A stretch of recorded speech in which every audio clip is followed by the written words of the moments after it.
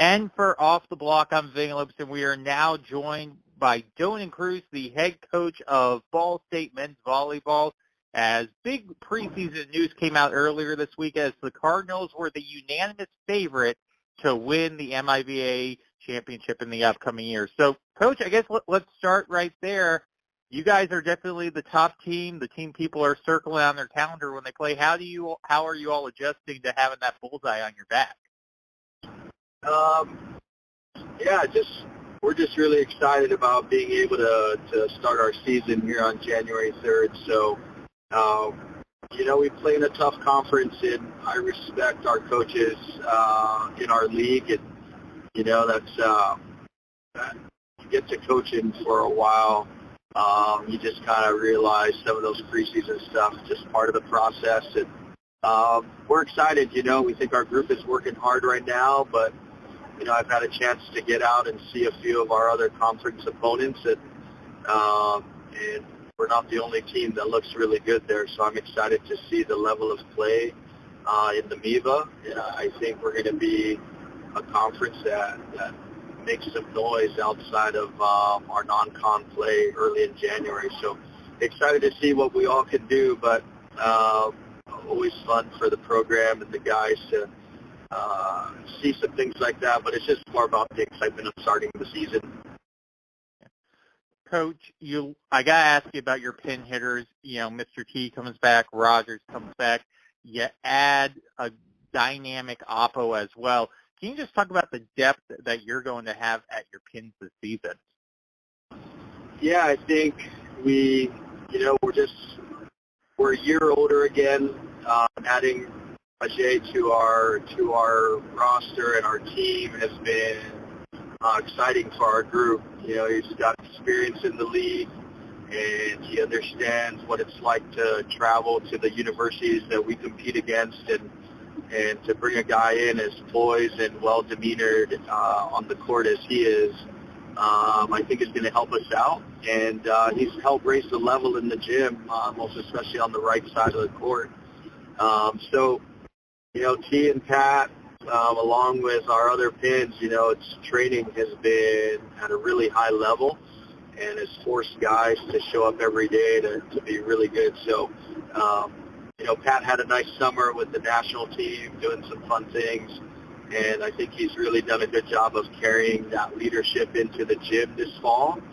And with T kind of heading out the door as a senior, I just know that he's really excited to end his college career on a high note, and got a good group around all those guys, and having elite pins, as we all know, really helps us kind of move the game, and that's what we're most excited about, and what those guys bring for the big group.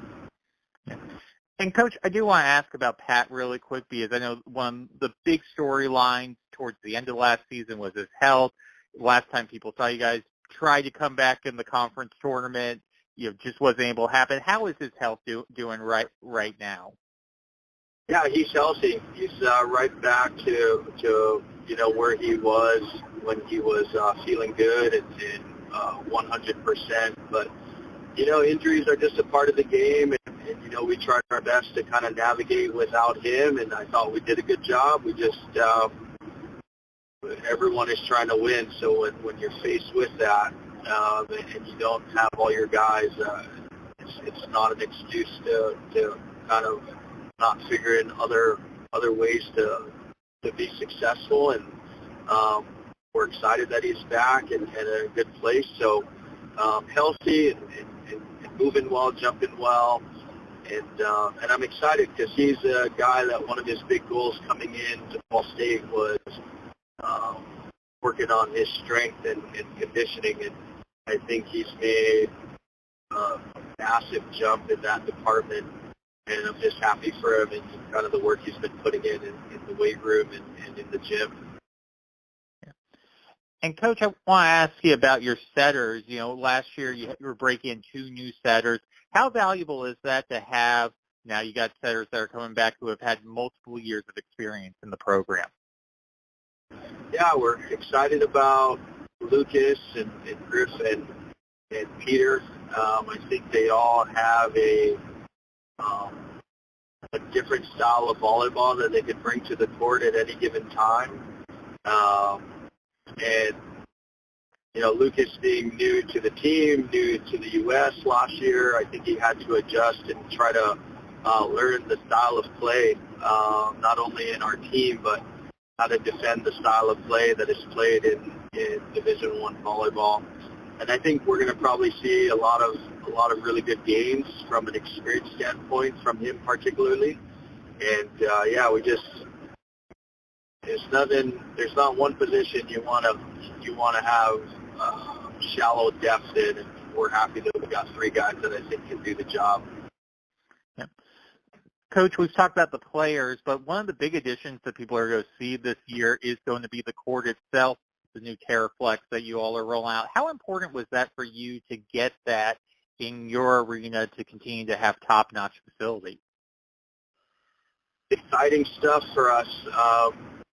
You know, it's hard to explain. And, you know, for people that are non-volleyball fans, you know, they aesthetically, it just looks cool. And the benefits around, you know, how the court plays and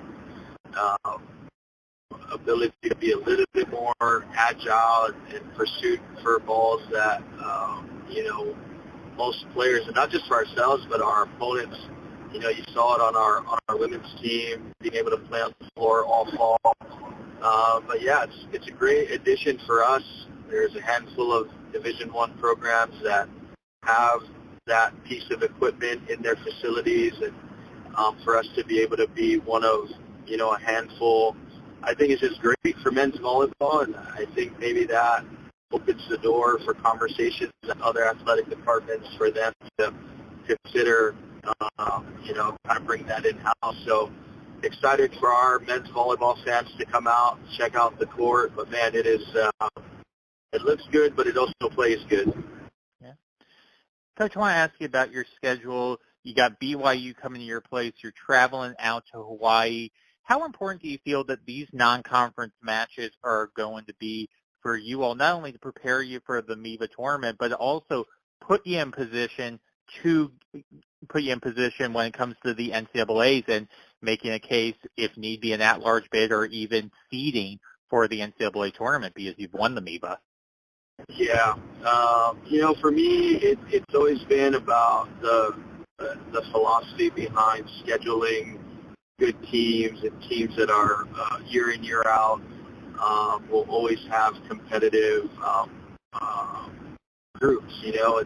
And for me, it's probably less about what implications it means if you win versus just putting our team in front of the toughest competition. So win, lose, we want to be at our best shape of volleyball come March, April. And the only way you do that is by playing competition that you can challenge and have to elevate your game. So, you know, if it works out that way, I think it would be great. But, you know, for me, it's always been about put our guys in front of the best players in the country, the best teams and the best coaches.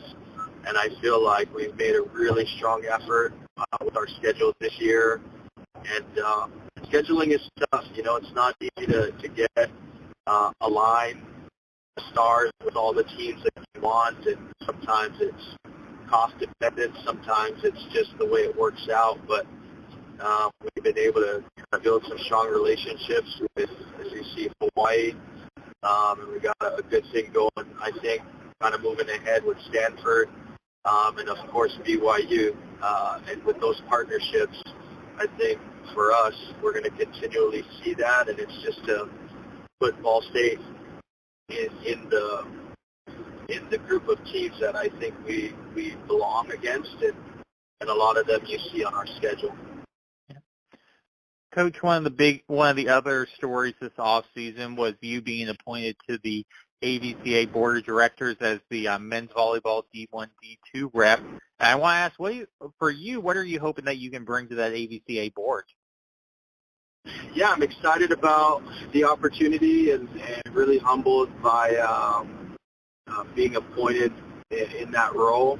And this is an extremely exciting time. Maybe some people would perceive as kind of a lot of uncertainty and a bit of